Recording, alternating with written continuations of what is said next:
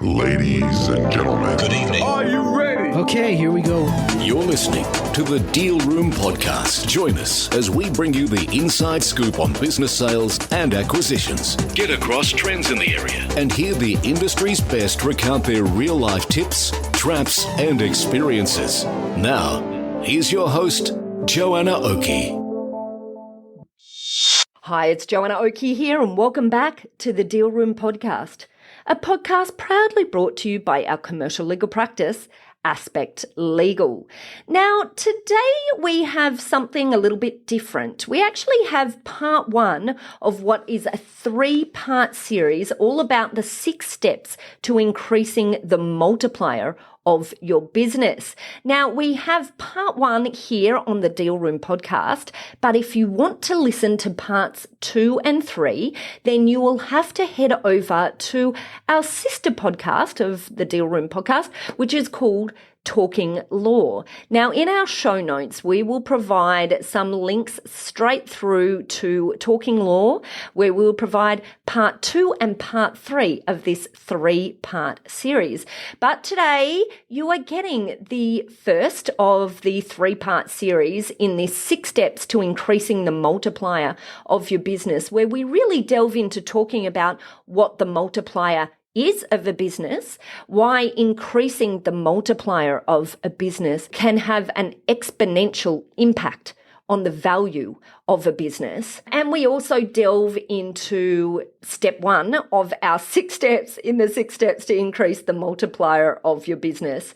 And in order to talk about this topic, we have on board Mark Johnston from Sherlaws Group and Nathan Williams from Customer Return.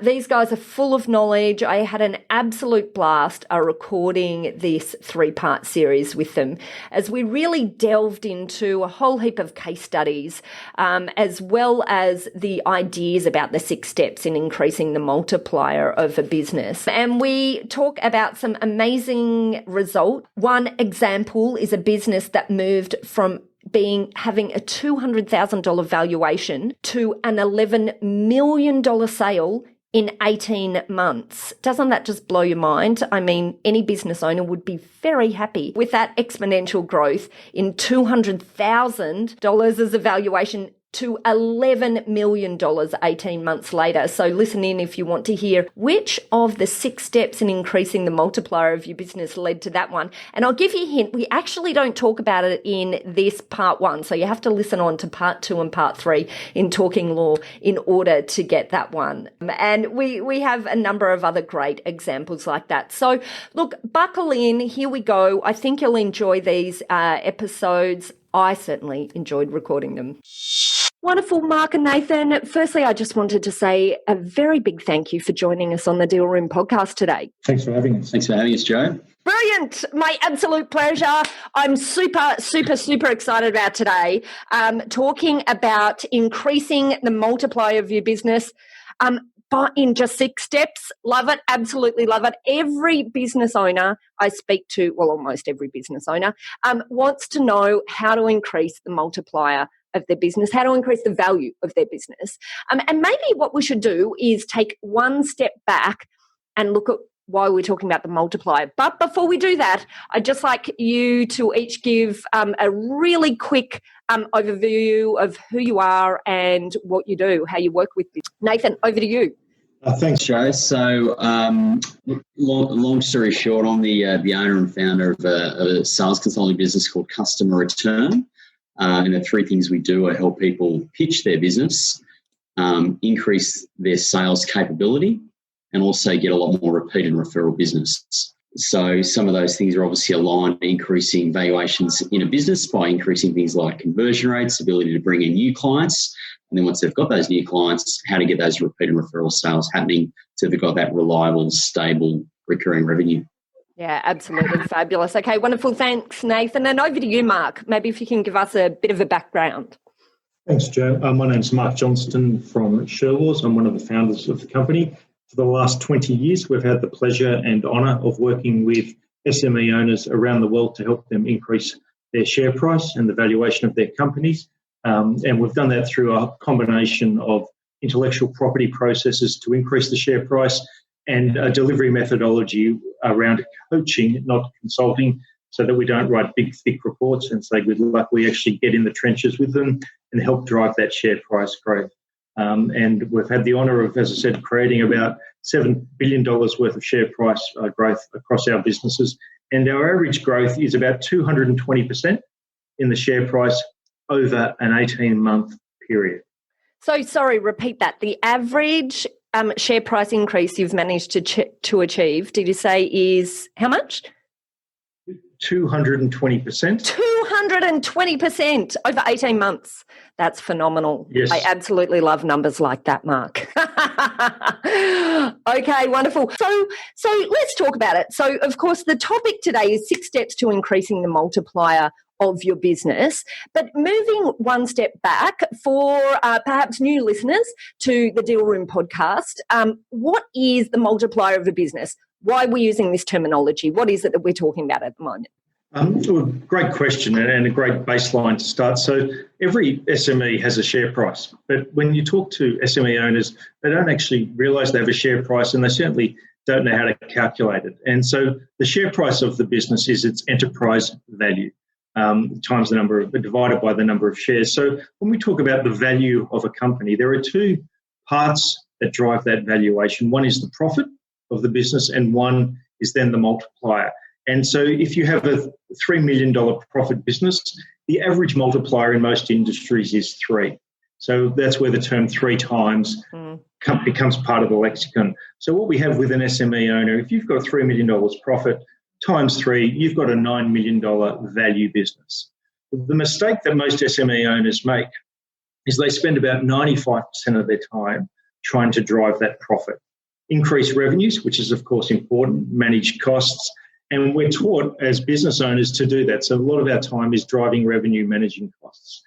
What we haven't been taught and don't know how to spend our time doing is actually introduce things to drive the multiplier. So the 6 steps to increase your multiplier are designed to increase that multiplier from 3 to 5, because it's much more enjoyable for that small business owner and their advisors, their accountants, their lawyers and their financial advisors to actually have a strategy to drive that growth. And just as importantly, for people looking to acquire businesses, they actually want to see that there is upside once they've acquired that business. So if we take a typical SME that's got $3 million profit and a multiplier of 3, that's an enterprise value of $9 million. Our approach after 18 months is to increase that profit to 4 and then increase that multiplier from 3 to 5. So the value of the business is now 4 times 5 and now 20 million. That's where we're able to generate that 220% upside by getting the SME owners to actually work on the 6 components that drive that multiplier above the industry benchmark. By focusing on that, you're able to get fast compound growth. It's what's called a high growth stock on the stock market. What we need to get our SME owners thinking about is, how do I create a high growth share price growth strategy for my own business? Because that will create organic growth. And if you're looking to have your business transaction ready, as we call it, it will allow someone to see that you've actually got ways in which you can create compound growth, which makes your business much more valuable, and with the de-risking processes underlying that. Absolutely love it. I absolutely love it for so many reasons. I think number one, this is such a good conversation to be having right now. So right now where we are, we probably won't publish this for a few weeks, but right now we're sitting in the midst of a pandemic, and businesses are being challenged. Many businesses are being challenged in terms of liquidity and business model as a whole. Is the business model that they have something that they will be able to see through after the crisis has ended? And, some businesses that have fared well still have a crisis in relation to business model, in relation to their ability to have scaled up when the opportunity has been there. So I think there's so many reasons why this discussion that we're having today is massively pertinent, because businesses, perhaps more than ever, have now the requirement or the need to step back and really have a bit of a think about their model. And whilst profit may have seeped out the door, particularly for many industries, if we're able to work on the multiplier, then when the profit comes back, then that potentially gives businesses the opportunity for exponential growth out of this period. What's your thoughts on that? Yeah, absolutely. When we have a thing like COVID, it's just like the GFC 12 years ago. It's essentially a black swan event when the tide goes out. And, when we look at businesses, what accountants, lawyers and advisors will often say is, in a boom period, a lot of businesses can make money. But when there's a stress test in the market, that's when the tide goes out and good businesses come to the fore. Yeah. And potentially business models that haven't been fully aligned and ready for scale get tested and found out. So the opportunity is in this downtime, rather than playing the victim and thinking, well, the market's it is what it is. What smart business owners are doing is actually saying, now's the time to do that strategic activity to increase the multiplier for that exact reason, so that when the market does come back, as you said, that every dollar of profit is more valuable. Because if you think about it with the balance sheet, if you have a transactional dollar of revenue, it's worth one on a balance sheet. Whereas if you have recurring revenue on your profit and loss, it's worth 3 times on the balance sheet. So changing the product mix, opening distribution channels, also addressing some of what we call the one-woods, which are those products in the business or those things that are in your business that have served you historically, but you're only continuing to use them because of ego, or it's just what you've been doing. So it's a really good point to reassess the business and think, how is the market going to be buying in the next 5 to 10 years? Where is the most value going to be? And how do I redeploy our scarce resources? Because we do have a lot of SMEs have those scarce resources, so it's even more important. How do we deploy those resources into that high value recurring revenue streams, as opposed to the historical thing that got us there? That's why we call it the one wood. It's like the golf analogy. A lot of us hit the one wood because we've always been taught to do that, but it's often costing us strokes or costing us other opportunities in our business. So thinking about your business differently, as you said. I'm glad you explained the analogy, I've got to say, Mark, because not being an avid golfer myself, although I have known to have a swing, but got it. Okay, it's a golfing analogy. All right, I'm with you now. And just on that, Joe, to Mark's point, what I'm seeing a lot of clients reassessing now is, with this new normal, I'll call it, moving forward, what have they done historically in terms of services or programs that maybe aren't as profitable as others? And where are the markets that have served them best that maybe won't serve them as well moving forward? So in very simplistic terms, what I'm finding a lot of businesses are asking now is, is my message going to be as relevant, or my pitch, if you will, is that going to be as relevant moving forward for this new market? Have I got the right services or products, or there are ones I need to pull back from and trim a little bit? And what's the means of communicating and delivering to that market, be it online, offline? Obviously, service delivery is going to change if you've got more of a service-based business, for some businesses. So it's looking at what's the message, who's the market, and what's the method of interacting with them. And in the last sort of, 2 months or so since, COVID has come in, I know this will go away sort of a couple of weeks down the track, but, an analogy I've heard a couple of times recently is, now people want the life raft, not the yacht. In other words, what do they need to keep moving forward that's maybe a slightly lower dollar value sale that keeps them in business, keeps the wheels churning, before they go back to maybe the dollar values of what they were selling before. So it's a different message. The market's got to be more finely tuned.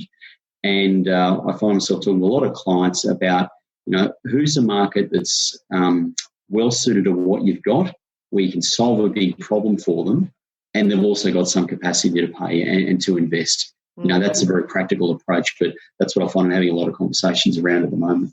Yeah, brilliant. Okay. All right, so let's go to the 6 steps then. What are the 6 steps? Maybe let's start with number 1. What's the first one?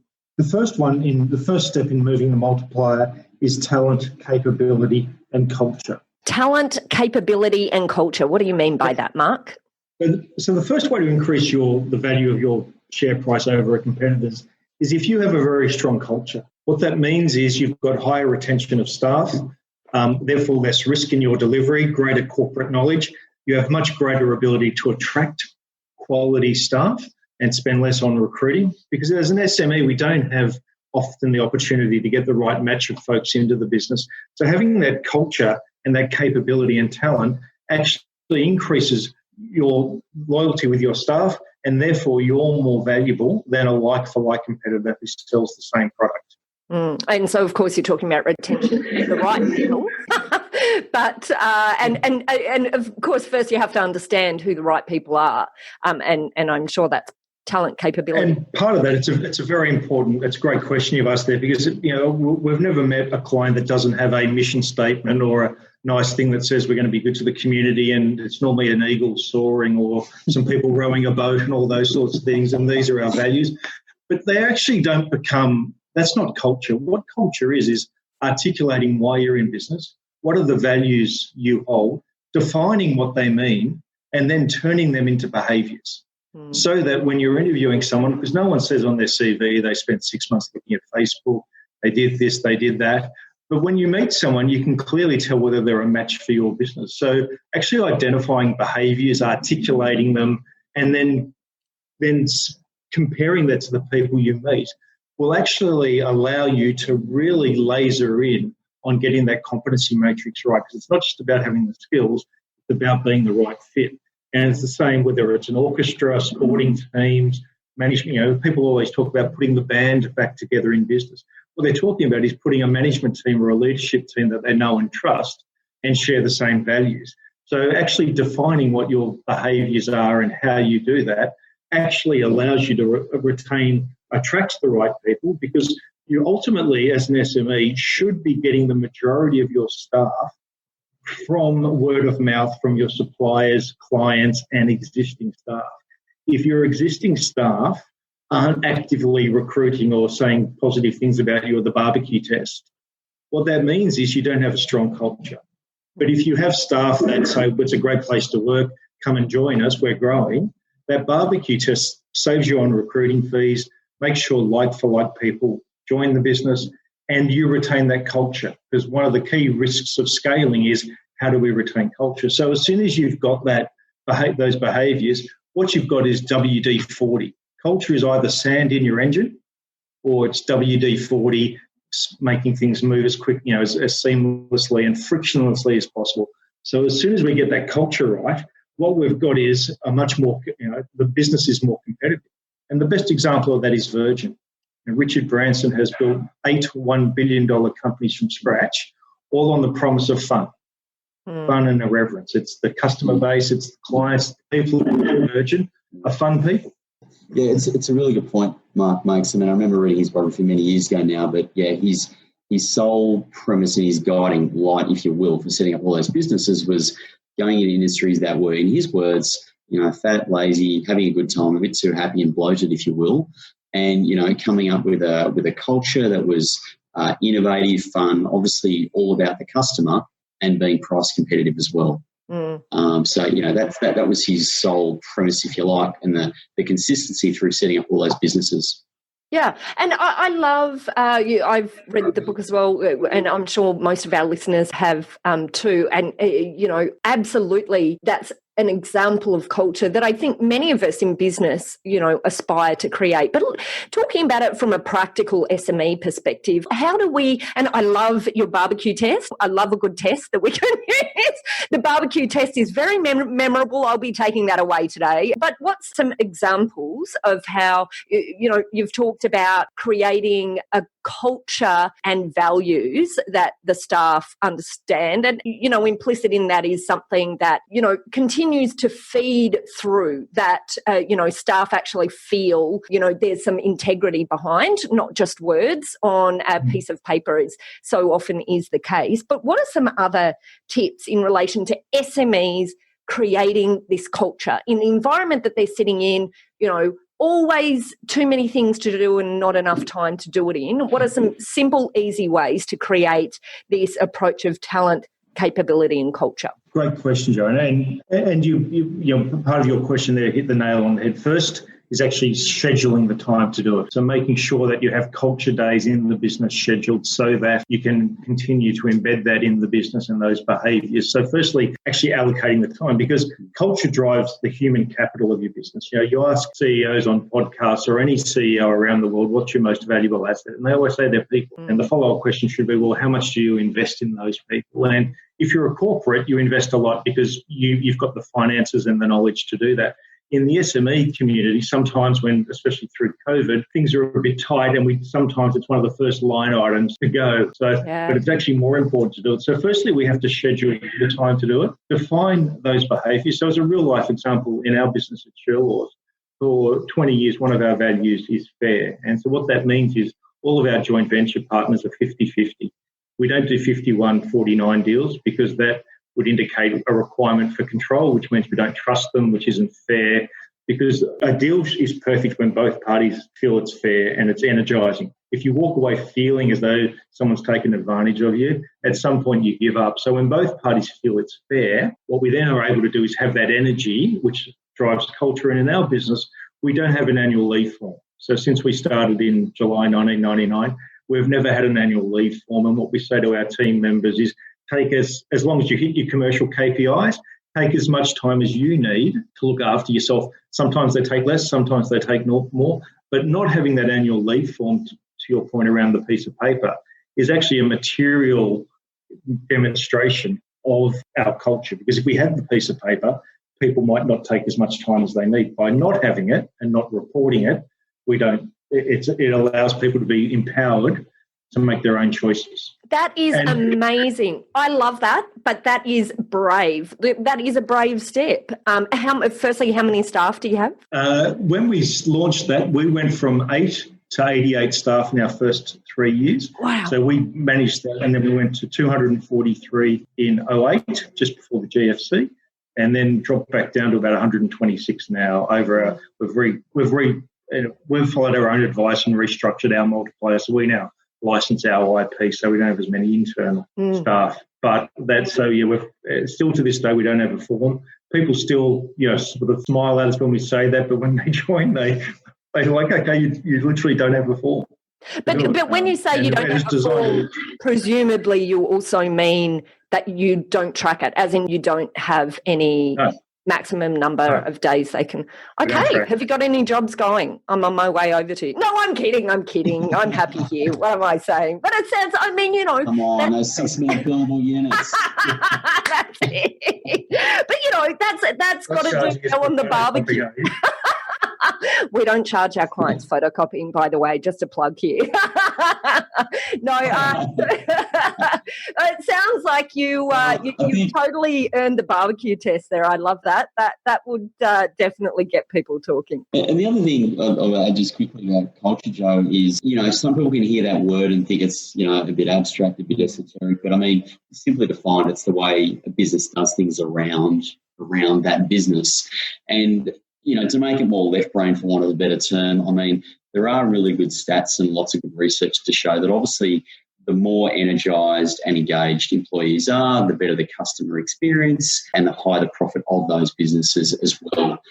There's a really good book I read many years ago called The Service Profit Chain, and it looks at employee engagement, customer experience, and what that means to the bottom line of a business. So, I think it's absolutely crucial, and it's often the starting point of delivering that great customer experience, which then flows through to more sales, high profit, and ultimately, to the theme of today, a high valuation as well. Yeah, love it. Okay, and just one thing, implicit. I'm sorry, I keep coming back to the no limits on leave thing. I love it. It's very unique, but I guess implicit in that approach is that you must have very good ways of managing via numbers to be able to track performance, and so that employees themselves, are held to something other than hours and days. Yeah, and to Nathan's point, on the left brain side of managing that, what we educate our consultants and coaches and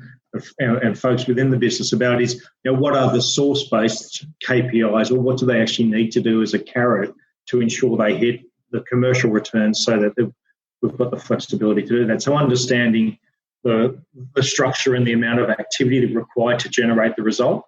Yeah. But having that outcome focus, and it's great to hear you hourly based, or 6 minute, as So how our commercial model works is we don't have hourly rates, so we charge retainers and success fees. So what that allows us to do with our staff, our team internally, is we can manage them that way as well. So we're really clear around capacity and utilisation and those sorts of things. We do have that very much fine tuned, but it's designed so that they can actually we can hit the numbers as if clients are happy as a company and our team are happy, the barbecue's good fun, right? So if we keep commercial deliverables, gives that freedom, because no one wants to work till 8 p.m. on a Friday night. That's that's not fun. Yeah, it's not sustainable. Yeah. Love it. Okay. All right. Well, this is too interesting. We've only done step one. I hope our audience is enjoying this as much as I am and not minding that we're really getting deep into some of these areas.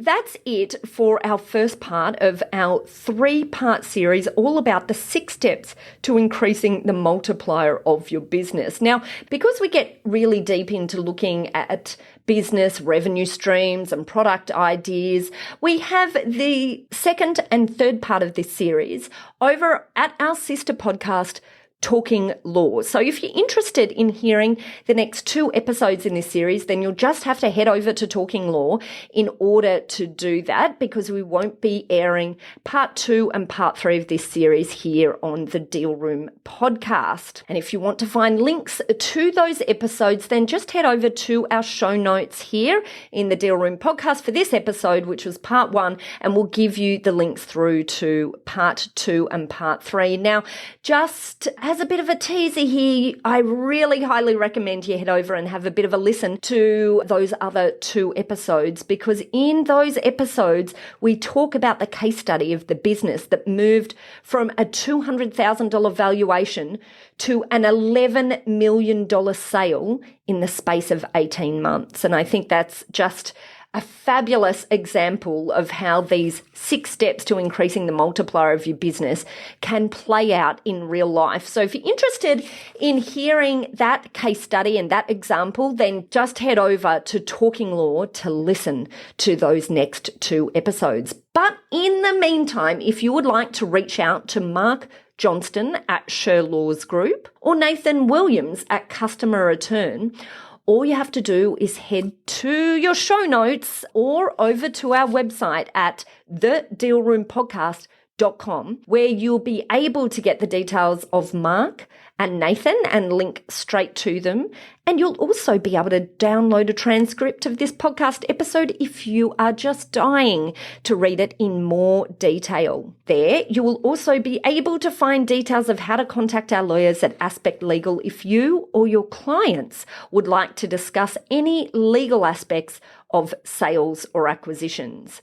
We've got a range of services working with clients, both big and small, and we've got different services depending on size and complexity. So look, don't hesitate to book an appointment free with one of our legal eagles if you would like to talk about how we might be able to assist you or your clients. Well, that's it. Thank you very much for listening in to part 1 of our 2-part series. As I've said, if you want to listen to part 2 and part 3, then head over to our sister podcast, Talking Law.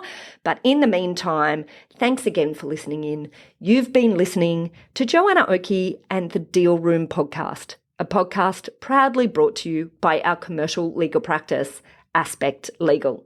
Thank you and see you next time.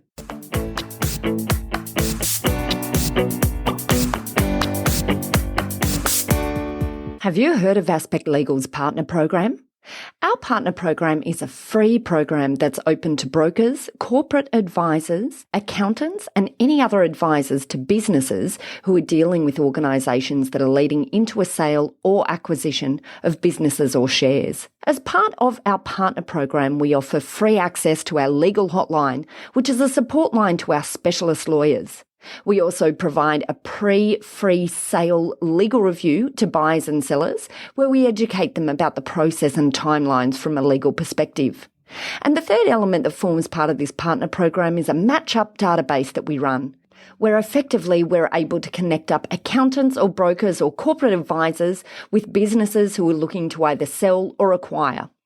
So if you're a partner of ours, you go straight into that partner database, and where we can see opportunities to provide matchups, then we introduce you. And the final element of our partner program is ongoing education in the form of seminars, webinars, and meetups. And that's something new that we're introducing into the partner program in early 2020. So if you're not a partner, then all you need to do to become a partner is just pop us an email at partners@aspectlegal.com.au and just simply say in your subject column, I want to become a partner. It's as easy as that to get immediate access to our free legal hotline and all of those other resources. We look forward to having you on board as a partner. Ladies and gentlemen. That will conclude this evening's entertainment. Thanks for listening to the Deal Room Podcast. To find out more about this episode and other episodes in the series, check out the show notes or head over to our website at thedealroompodcast.com.au.